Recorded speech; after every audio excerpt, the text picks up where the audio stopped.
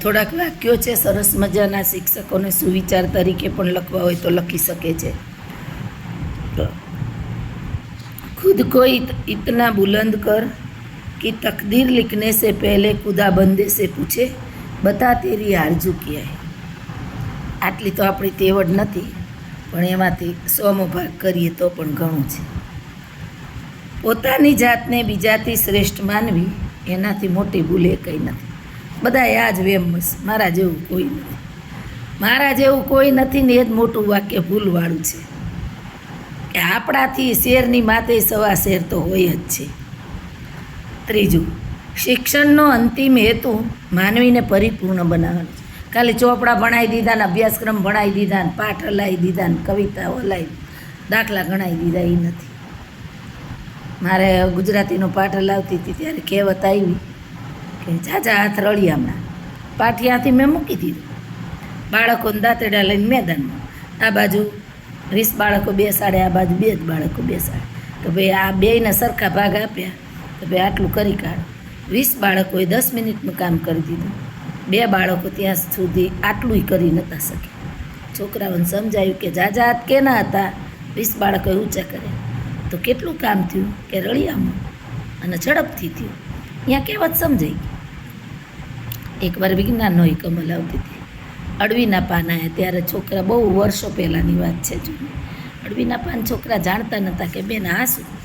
મેં અહીંયા પાઠ મૂકી દીધો. શુક્રવાર હતો તે દિવસે, તો બહુ મોંઘવારી હતી ને અમે તો 785 વાળામાં ચડ્યા છીએ. 10 રૂપિયા ખર્ચવા ને તો વિચાર કરવો પડતો ને ઘરવાળાને પૂછવું પડતું. તો એ ઓલાની જોડે રાજકોટથી અળવીના પાન મંગાવ્યા. છોકરાઓને રવિવારે ઘરે બોલાવ્યા, અળવીના પાન બનાવ્યા, પાતરા બનાવ્યા, ખવડાવ્યા, ઘરે જવા દીધા. સોમવારે એ પાઠ લાવ્યા. આ શિક્ષણ છે કે ભાઈ તમે દાવ કરાવો છો, વ્યાયામનો તાસ લ્યો છો, દાવ કરાવો છો, મુદ્રા કરાવો છો, તો એના ફાયદા ગેરફાયદા એનો ઉપયોગ આ શીખવાડો. શિક્ષણનો હેતુ માનવીને પરિપૂર્ણ. 1 થી 7 ધોરણ ભણીને બાળક ભલે એની ઘરની પરિસ્થિતિ ઉઠી ગયો છે, પણ આપણે એને 1-2 વસ્તુ એવી શીખવાડી છે કે એ આપઘાત નથી કરવાની, વસ્તુમાંથી શીખીને એનું ઘર ચલાવશે. તો આ શિક્ષણનો હેતુ, છેલ્લો હેતુ માનવીને પરિપૂર્ણ કરવાનું છે. ચોથું, ગુસ્સે થયા વિના કે આત્મવિશ્વાસ ખોયા વિના સાંભળી શકવાની ધૈર્ય શક્તિ એટલે શિક્ષણ. આ બહુ ઓછામાં હોય છે. અમારા એક સાહેબમાં છે, ગમે એટલું હોય ને ક્યારેય ગુસ્સે નથી થતા. પહેલાં બધા એને શાંતિથી સાંભળે, પછી એનો સરખો જવાબ ઈ આપે. હું તો ગુસ્સે થઈ જાઉં, મારામાં નથી, હું ગુસ્સે થઈ જાઉં છું. જોજો, આ બહુ અગત્યનું વાક્ય છે. કાંટા પણ જીવનમાં એટલા જ અનિવાર્ય છે જેટલા ફૂલો. ગુલાબ જોઈને આમ એવું ગમી જાય ને, તોડવા જાય ને તો ફટાક લઈને કાંટો વાગે, પણ એ ક્યાં ભગવાને એને રક્ષણ આપ્યું છે, ફટ લઈને તોડી ન શકે. ઓલો શેરો જોજો તમે, શેરો એટલો મસ્ત લાગે ને બધાને ગમે, પણ બધાય પકડીને કે શું કરે, પણ ભગવાને એને રક્ષણ આપ્યું. તરત આમ અંદર કાચવો ને 2 જણા અંદર પગ નાખી અને શેરો તો દડાને જેમ રગડીને જતો રહેશે. તો આપણે એનો દુરુપયોગ કરી શકતા નથી. એમ ગુલાબનું જીવનમાં કાંટા જેટલા જરૂર, ફૂલો જેટલા જરૂર છે, હસવું સામે રોવું પણ એટલું જરૂર છે. કોઈનું દુઃખ જોઈને આપણને રોવું આવવું જોઈએ ને, કે તમે માણસ જ નહીં, સમજે. બહુ સરસ વાક્ય. ગુણવત્તા ત્યારે જ નીપજે જો તમે શ્રેષ્ઠ પ્રયાસો કર્યા હોય. મારો આ એવોર્ડ રહ્યો, ગુણવત્તા એવોર્ડ. આ જરાક બતાવું તમને, ટેબલ ઉપર જ. આ એવોર્ડ અમને ત્યારે મળ્યો, સાહેબ 3 દિવસ રોકાયેલા અને એક બાળકને ચેક કરેલું. ત્યારે બીજા ધોરણના બાળકો હિન્દી શબ્દ બોલતા હતા, એ પછી અમને આ એવોર્ડ મળ્યો હતો. ત્યારે નિષ્ઠાવાન સાહેબો હતા, એમને કાંઈ ન આપતા આપણને, એમને વખાણાય ન કરતા, સમજ્યા.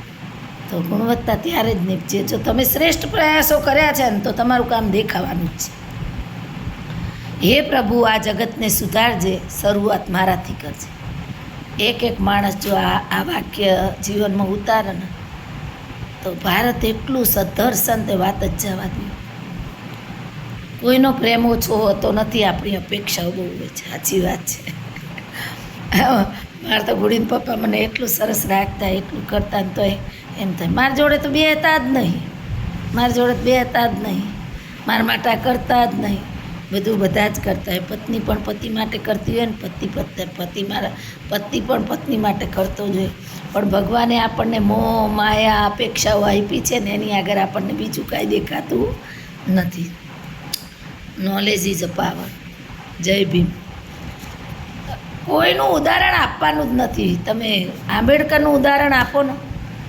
ક્લાસની બહાર સાહેબના ચંપલને પોલિશ કરતાં એ માણસ ખાલી સાંભળીને ભણ્યો છે અને સૌથી વધારે ડિગ્રી 35 ડિગ્રી છે એની પાસે.